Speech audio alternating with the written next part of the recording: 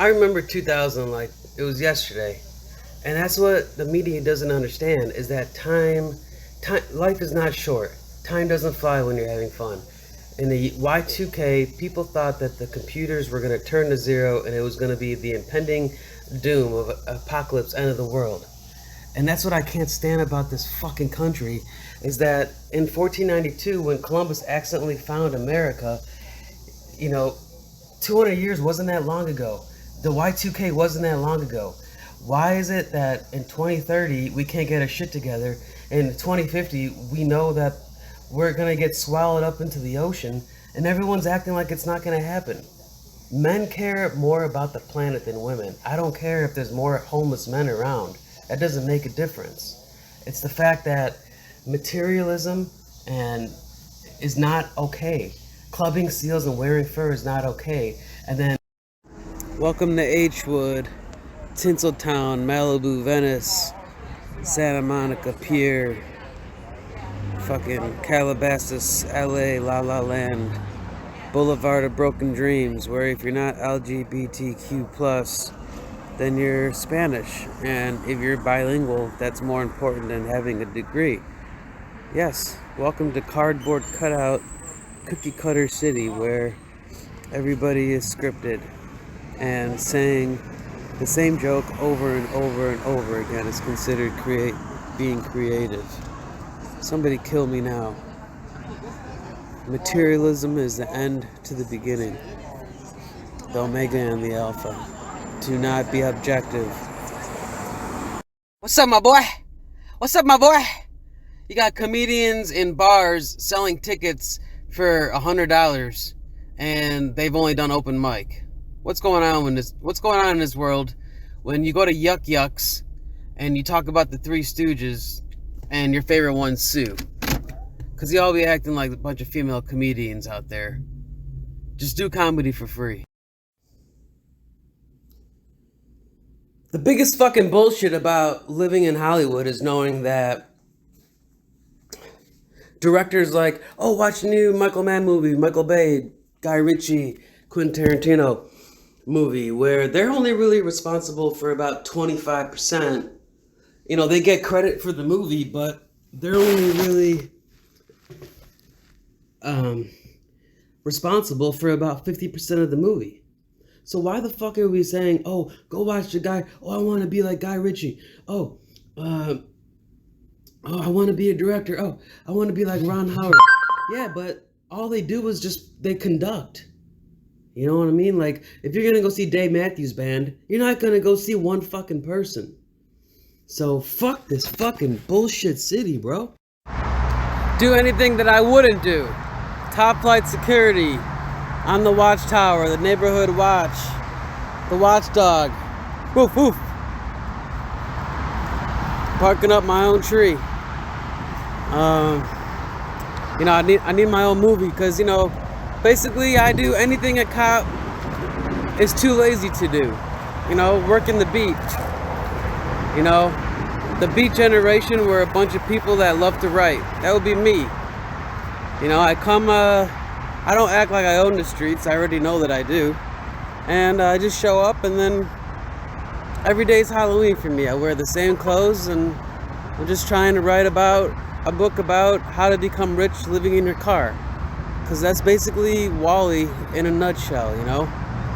Basically saying in the future there's going to be so many cars that we're going to run out of houses. We're going to have to start living inside of our cars like the I don't even have any kids. And I'm 10 times dad that my dad is. Pretty faces from the covers of the magazines. From their covers to my covers, wanna lay with me. Baby boy, you still right. Just a woman running out of time. And even though we leave our have everything, I don't wanna be a lonely fool. All the women, all the money, all these fancy cars, I'm out to you. We are the sheep of his pasture. See, because when I bring them out, they're going to worship me. they're going to know that it was me. Has God ever done anything in your life to where you know that it was only him?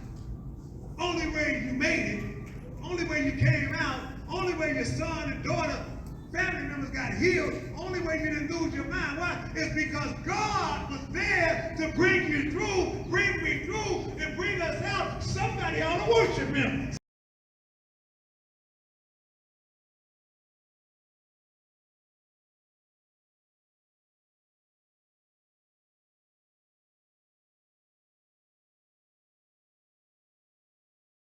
You know what really chaps my ass?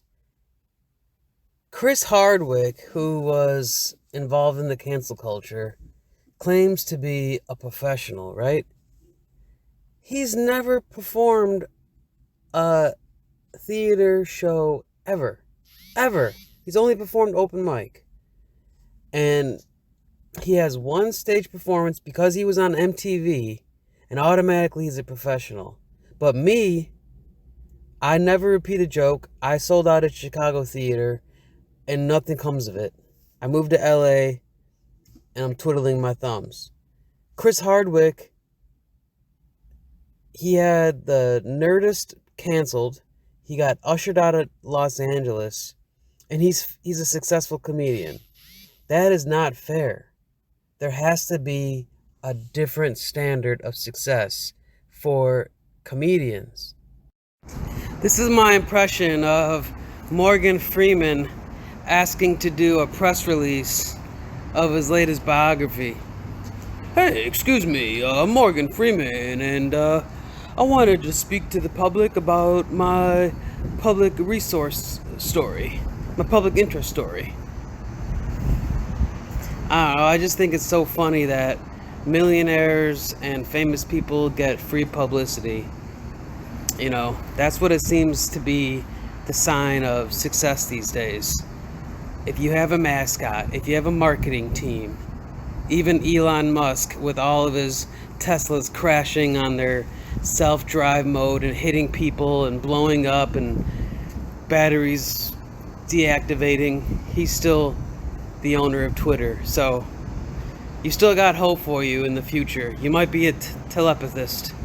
Telepathist? Is that a thing?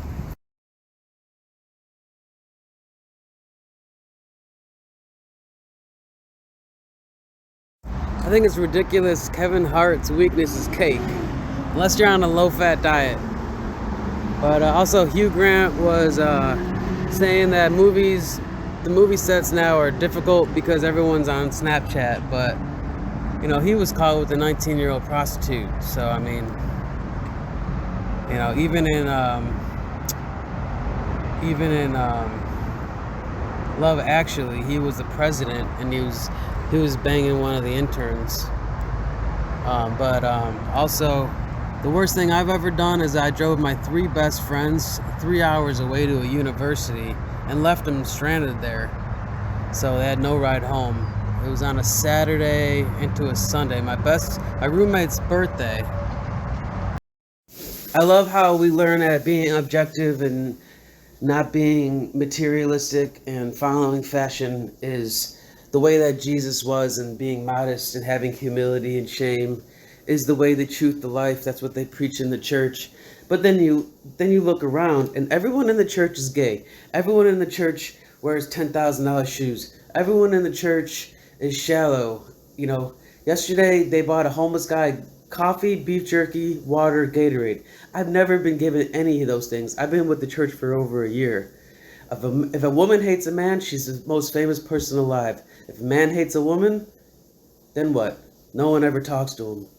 And we're saying that there's a gender disparity and there's no equality. Yeah, I wonder where that's happening at.